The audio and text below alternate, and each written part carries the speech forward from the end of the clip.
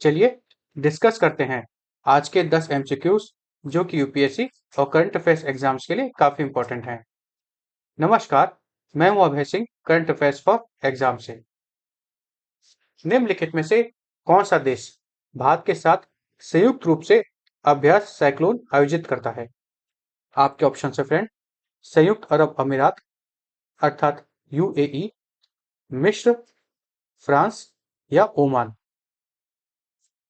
इसका सही जवाब है फ्रेंड्स, मिस्र।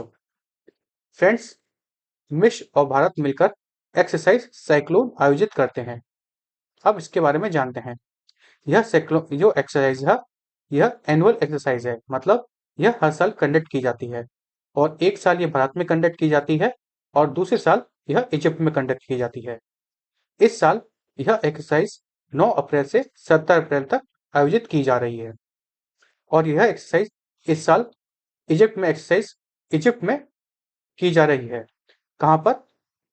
अंशास रेंजर्स में।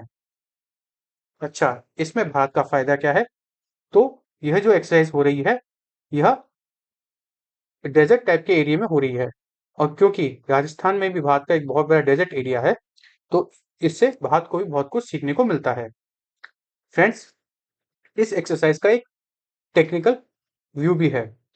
यूनाइटेड नेशन के चार्टर चैप्टर 7 प्रोविजन के कॉन्टेक्स्ट में मेंशन किया गया है कि दो देश काउंटर टेररिज्म ऑपरेशन के लिए एक्सरसाइज कंडक्ट कर सकते हैं। और इसी बात को लेकर मिस्र और भारत आपस में एक्सरसाइज कंडक्ट करते आ रहे हैं।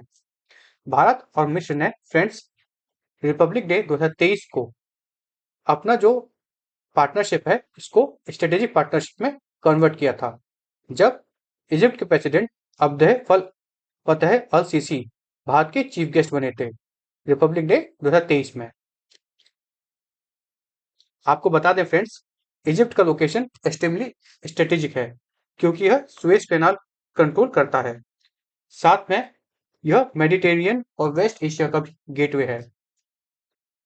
और यह एक भारत के एक्ट वेस्ट पॉलिसी का भी एक मेजर पार्ट है। चलिए अगले प्रश्न पर आते हैं।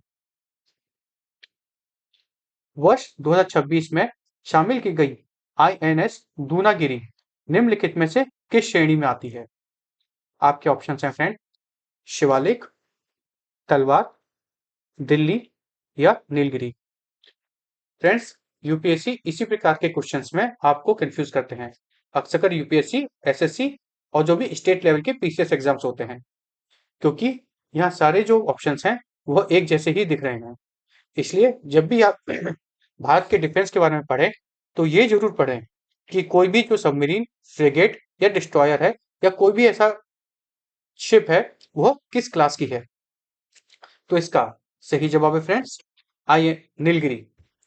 दोस्तों, भारत नेवी का मॉडर्नाइजेशन मिशन फुल स्पीड पर चल रहा है और उसी चेन में एक माइलस्टोन अचीव हुआ है, आईएनएस दूनागिरी। इसको हाल ही में डिलीवर किया गया है। अच्छा, इसको बनाया गया है प्रोजेक्ट 17A के तहत और यह नीलगिरी क्लास का 5वां वारशिप है। अब आप पूछेंगे फ्रेंड्स, इसको किसने बनाया है? तो इसको बनाया है GRSE ने। GRSE क्या है? Garden reach ship builders and engineers, जो कि कोलकाता में है। तो यह एक PSU कंपनी है। अच्छा, इसको डिजाइन किया है Indian navy warship design bureau ने। फ्रेंड्स, आप ये कहेंगे कि प्रोजेक्ट 17A क्या है? तो प्रोजेक्ट 17A का ऑब्जेक्टिव है कि इस प्रोजेक्ट के अंतर्गत 7 स्टेल्थ फ्रिगेट बनाई जाए। फ्रेंड्स, आपको मैं बता दूं कि जब नेवी की लड़ाई की बात आती है तो 3 चीज बहुत सुनी जाती हैं। 3 या 4 चीज कहूंगा। पहला, एयरक्राफ्ट कैरियर, दूसरा डिस्ट्रॉयर, तीसरा फ्रिगेट और चौथा सबमरीन। ये जो फ्रिगेट होता है ना फ्रेंड्स, यह डिस्ट्रॉयर से छोटा होता है। इसकी अटैकिंग पावर डिस्ट्रॉयर से कम होती है, पर यह बहुत छोटे होने के कारण बहुत जल्दी मूव भी कर सकता है। इसकी खास बात इसी में है। और आईएनएस दूनागिरी जो है, यह एक स्टेल्थ फ्रिगेट है। स्टेल्थ फ्रिगेट होने का मतलब है कि इसका रडार क्रॉस सेक्शन कम है और यह इंफ्रारेड जो सिग्नेचर है इसका वो रिड्यूस होता है। इसके नॉइस लेवल्स कम होते हैं। और इसके प्रोपोजन सिस्टम में कोडोक सिस्टम यूज किया गया है, अर्थात कंबाइंड डीजल और गैस सिस्टम। सबसे खास बात यह है कि इसमें जो कंटेंट है वह 75% भारतीय कंटेंट है, जिसमें 200 एमएसएमईज का सहयोग लगा है, जिससे भारत में भी बहुत सारी जो जॉब्स है जनरेट हुई हैं। प्रोजेक्ट 17A के तहत कुल मिला के जो 7 वारशिप बनाई जाएंगी, यह जीआरएसी और मेजागोन डॉक्स बनाएंगे मिलकर। चलिए अगले प्रश्न पर आते हैं। भारतीय नौसेना में 2026 में शामिल किया गया आईएनएस मालवान किस श्रेणी के जहाजों में से आता है? अब फ्रेंड्स, मैंने आपको बोला था ना कि ये जो जहाज होते हैं इनकी श्रेणी आपको पता होना चाहिए। देखिए, एक और ऐसा ही क्वेश्चन फंस गया। तो इसका सही जवाब क्या होना चाहिए फ्रेंड्स? मैं आपके सामने ऑप्शन बोल देता हूं। ASW, डिस्ट्रॉयर, फ्रिगेट या एयरक्राफ्ट कैरियर। अब आप सोच रहे होंगे कि इसका सही जवाब डिस्ट्रॉयर या फ्रिगेट होना चाहिए, लेकिन यही यूपीएससी आपको ट्रैप करता है। इसका सही जवाब है ASW, अब ये ASW क्या है फ्रेंड्स? तो इसका फुल फॉर्म है anti submarine warfare shallow water craft, अर्थात एक ऐसा वॉरफेयर जो एक ऐसा शिप जो कि सबमरीन के खिलाफ काम करता है, सबमरीन ढूंढने में मदद करता है, और यह शैलो वाटर मतलब कम पानी में भी तैर सकता है। और इस सबमरीन को काउंटर करने के लिए ही बनाया गया है। इसका नाम है आईएनएस मालवान। फ्रेंड्स, इसको बनाया है कोचिंग शिपयार्ड लिमिटेड ने। मैं यहाँ पे आपके सामने नाम लिख देता हूँ, कोचिंग शिपयार्ड लिमिटेड, और यह कोची में बेस्ड है। अच्छा, यह जो पार्ट है, यह जो शिप बनाया गया है, यह एक 8 वेसल प्रोग्राम का पार्ट है। मतलब इस प्रोग्राम में 8 ऐसे शिप बनाए जाएंगे, जिसमें से एक ये है। अच्छा, इसका जो लेंथ है फ्रेंड्स, वह 80 मीटर है और डिस्प्लेसमेंट वेट 1100 टन है। यह जो है फ्रेंड्स, इसका नाम मालवान रखा गया है। तो आपको बता दें, मालवान इसलिए रखा गया है क्योंकि मालवान महाराष्ट्र का एक कोस्टल टाउन है और शिवाजी महाराज के मैरीटाइम लेगेसी से भी यह लिंक्ड है। चलिए अगले प्रश्न पर आते हैं। निम्नलिखित में से कौन सा संगठन भारत का विनिर्माण क्रय प्रबंधन सूचकांक अर्थात India manufacturing purchasing manager index संकलित करता है? आपके ऑप्शंस हैं फ्रेंड, आरबीआई, आईएमएफ, एसएनपी या फिर सीएसओ। तो इसका सही जवाब है फ्रेंड्स एसएनपी। दोस्तों, जीडीपी क्वार्टरली आता है, आप सभी को पता होगा, मतलब हर तिमाही में और साल में 4 बार। लेकिन इकोनॉमी का रियल टाइम पल्स देखना है तो इकोनॉमिस्ट एक इंडिकेटर देखते हैं, जिसे हम कहते हैं पीएमआई। अब वो क्या है? Purchasing manager index. फ्रेंड्स, मार्च 2026 में मैन्युफैक्चरिंग पीएमआई गिरकर 53.9 हो गया है, जो पिछले 45 मिनट के लोएस्ट लेवल पर है। फरवरी में यह 56.9 था। पीएमआई समझते हैं, अगर पीएमआई फ्रेंड्स 50 से ऊपर रहता है तो मतलब इकोनॉमी बढ़ रही है, एक्सपेंड हो रही है। पर अगर पीएमआई 50 से नीचे है तो इकोनॉमी कॉन्ट्रैक्ट कर रही है, और अगर एग्जैक्टली 50 है तो इकोनॉमी जैसे पहले थी वैसी ही है। चूंकि पीएमआई अभी 53.9 है मार्च का, तो इकोनॉमी एक्सपेंड हुई है। लेकिन फरवरी का ये था 56.9, मतलब ये 3 पॉइंट गिर गया है। मतलब इकोनॉमी एक्सपेंड तो कर रही है, पर उतनी तेजी से एक्सपेंड नहीं कर रही जैसे पहले कर रही थी। इससे हम ये ध्यान निकाल सकते हैं। अब पीएमआई के बारे में जानते हैं।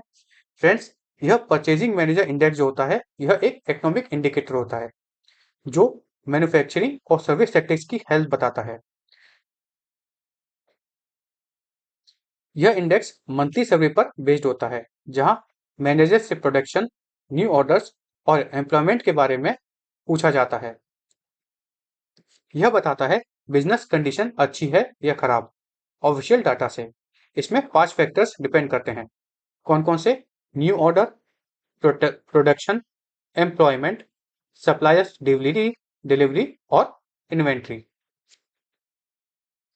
चलिए फ्रेंड्स, अगले प्रश्न पर आते हैं। अप्रैल 2026 में पावर ग्रिड के अध्यक्ष और प्रबंध निदेशक अर्थात CMD chairman and managing director के रूप में किसे नियुक्त किया गया है? आपके ऑप्शन है फ्रेंड, बुरा वामसी, RK सिंह, अजय माथुर या पंकज बत्रा। इसका सही जवाब है फ्रेंड्स, बुरा वामसी। यह है श्री बुर्रा वामसी। दोस्तों, इलेक्ट्रिसिटी इकोनॉमी का बैकबोन होती है और ट्रांसमिशन बैकबोन होता है इलेक्ट्रिसिटी का। और हमारे देश में ट्रांसमिशन का मेन काम होता है, मेन काम दिया गया है पावर ग्रिड को। पावर ग्रिड एक सेंट्रल PSU है, अर्थात पब्लिक सेक्टर यूनिट।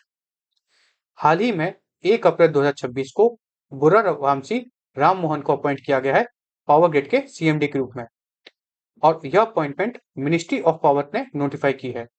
उनका टेन्योर रहेगा 31 जुलाई 2030 तक।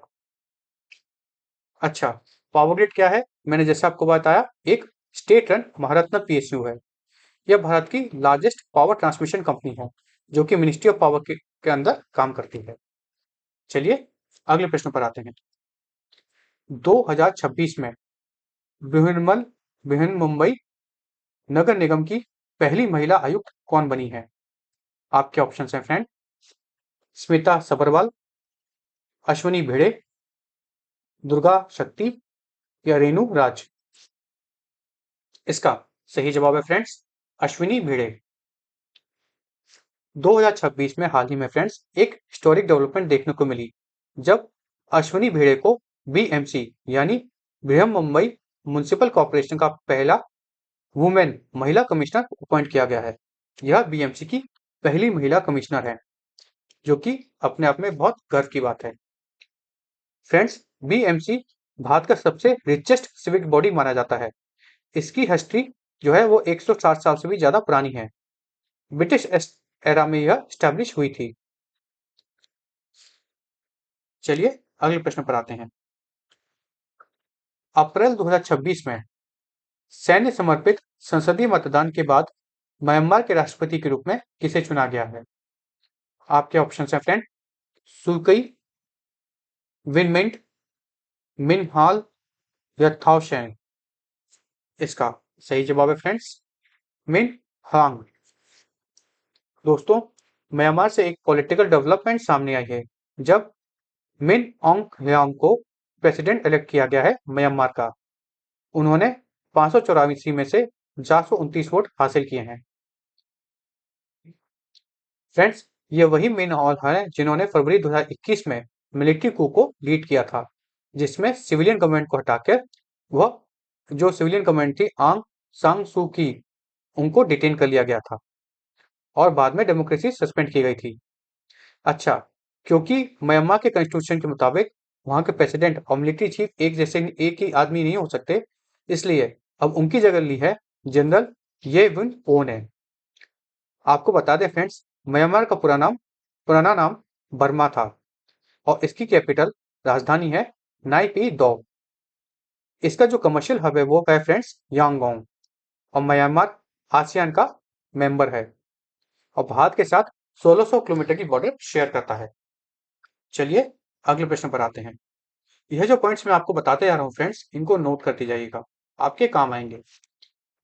निम्नलिखित में से कौन सा बाघ अभयारण्य महाराष्ट्र के गोंदिया जिले में स्थित है? आपके ऑप्शन हैं फ्रेंड्स, पेंच, ताड़ोबा, कान्हा या NNTR। इसका सही जवाब है फ्रेंड्स NNTR, जिसे हम कहते हैं नवेगांव नागजीरा टाइगर रिजर्व। दोस्तों, नवेगांव नागजीरा टाइगर रिजर्व यह महाराष्ट्र के गोंदिया डिस्ट्रिक्ट में लोकेटेड है और हाल ही में इसका बफर एरिया जो कंट्रोल है वह रिजर्व अथॉरिटीज को ट्रांसफर किया गया है, इसलिए हम इसके बारे में पढ़ रहे हैं। यह रिजर्व 2013 में टाइगर रिजर्व डिक्लेयर किया गया था और फ्रेंड्स, महाराष्ट्र का ये 5वां टाइगर रिजर्व है। आप पूछेंगे इससे पहले कौन कौन से रहे हैं, तो वो रहे हैं ताडोबा, मेलघाट, पेंच और सह्याद्री, और 5वां है नवेगांव नागजीरा। इनको आप नोट कर लीजिए। यह reserve Navegaon national park, Nagzira wildlife sanctuary और न्यू नागजिरी तथा कोका सेंचुरी मिलकर बना है। चलिए फ्रेंड्स, अब अगले प्रश्न पर आते हैं। निम्नलिखित में से किस संगठन ने 2026 में सेलेस्टे इन ऑर्बिट प्रदर्शन मिशन को लॉन्च किया था? आपके ऑप्शन हैं फ्रेंड, नासा, ईएसए, इसरो या सीएनएसए। इसका सही जवाब है फ्रेंड ईएसए, अर्थात यूरोपियन स्पेस एजेंसी। दोस्तों, हाल ही में मार्च 2026 में सेलेस्टे सैटेलाइट को लॉन्च किया गया था। किसके द्वारा? ईएसए के द्वारा। सेलेस्टे एक लो ऑर्बिट सैटेलाइट लेयर है जो कि एक्यूरेटली किसी भी पोजीशन को ट्रैक कर सकती है। जैसे कि यूएस में जीपीएस है, रशिया में ग्लोनास है, चाइना का बाइडू है, वैसे ही यूरोपियन स्ट्रेटेजिक यूरोप का जो है वो है गैलीलियो और सेलेस्टे। और भारत का क्या है फ्रेंड्स? आपको इसको कमेंट सेक्शन में देना है जवाब। चलिए अगले प्रश्न पर आते हैं। निम्नलिखित में से कौन सी पहल भारत के मानव अंतरिक्ष उड़ान कार्यक्रम के लिए चरम स्थलीय परिस्थितियों में अंतरिक्ष यात्रियों के मनोवैज्ञानिक लचीलेपन और टीम की गतिशीलता का आकलन करने पर केंद्रित है? आपके ऑप्शन है फ्रेंड, व्योममित्र, प्रोजेक्ट एटीवी, अंतरिक्ष अभ्यास या मिशन मित्र। इसका सही जवाब है फ्रेंड्स मिशन मित्र। दोस्तों, स्पेस मिशन में सिर्फ रॉकेट और मशीन सक्सेसफुल नहीं होते हैं, ह्यूमंस भी इक्वली इंपॉर्टेंट होते हैं। इसलिए इसरो ने लॉन्च किया है मिशन मित्र। मिशन मित्र का फुल फॉर्म है friends mapping of interoperable trades and reliability assessment. यह इसरो का ह्यूमन स्पेस फ्लाइट सेंटर के अंडर कंडक्ट हो रहा है और डायरेक्टली लिंक्ड है गगनयान प्रोग्राम से। यह एक्सरसाइज लेह लद्दाख रीजन में कंडक्ट हुआ है, अराउंड 3500 मीटर की हाइट पर। हाई एल्टीट्यूड होने के कारण वहाँ ऑक्सीजन लिमिट हो जाती है, जिससे हाइपोक्सिया की सिचुएशन बनती है। साथ में वहाँ पे बहुत ही ज़्यादा ठंड और ट्रेनिंग वहाँ की बहुत कड़क होती है, जिस कारण से वहाँ पे जो ट्रेनिंग ले रहे हैं व्योमनॉट्स, उनकी साइकोलॉजिकल कंडीशंस समझने में मदद मिलती है और इसलिए यह किया जा रहा है। चलिए फ्रेंड्स, अब कल का प्रश्न देखते हैं। कल हमने आपसे पूछा था एमएसआरटीसी द्वारा 2026 में डिजिटल बस यात्रा के लिए निम्नलिखित में से कौन सा कार्ड लॉन्च किया गया है? आपको हमने ऑप्शंस दिए थे एनसीएमसी, फास्टैग, रुपे पे या मेट्रो कार्ड। इसका सही जवाब है फ्रेंड्स एनसीएमसी। दोस्तों, Maharashtra state road transport corporation ने 1 अप्रैल 2026 को RuPay on the go NCMC smart card launch किए हैं। यह पब्लिक ट्रांसपोर्ट डिजिटाइजेशन का एक मेजर स्टेप है। यह लॉन्च महाराष्ट्र के सीएम श्री देवेंद्र फडणवीस ने इनॉग्रेट किया है। Card specially students, senior citizen, महिलाएं और पर्सन विद डिसेबिलिटी को टारगेट करते हैं। आधार लिंक से कंसेशन एलिजिबिलिटी ऑटोमेटिकली वेरीफाई होगी, मतलब फेक कंसेशन मिसयूज रिड्यूस होगा और जेन्युइन बेनिफिशियरी को इजी एक्सेस मिलेगा। चलिए अब कल का प्रश्न देखते हैं। कल के लिए हमारा प्रश्न देखते हैं। कल के लिए हमारा आपसे प्रश्न है, निम्नलिखित में से कौन सा रोगजनक छागोस रोग का कारण बनता है जिससे विश्व स्तर पर 14 अप्रैल को मनाया जाता है? प्लाज्मोडियम, ट्राइपोसोमा, लेशमानिया या टोक्सोप्लाज्मा। इसका जवाब आपको कमेंट सेक्शन में देना है फ्रेंड्स। अगर आपको आज का सेशन इंफॉर्मेटिव और फ्रूटफुल लगा तो लाइक शेयर सब्सक्राइब अवश्य कीजिएगा। धन्यवाद। जय हिंद, जय भारत।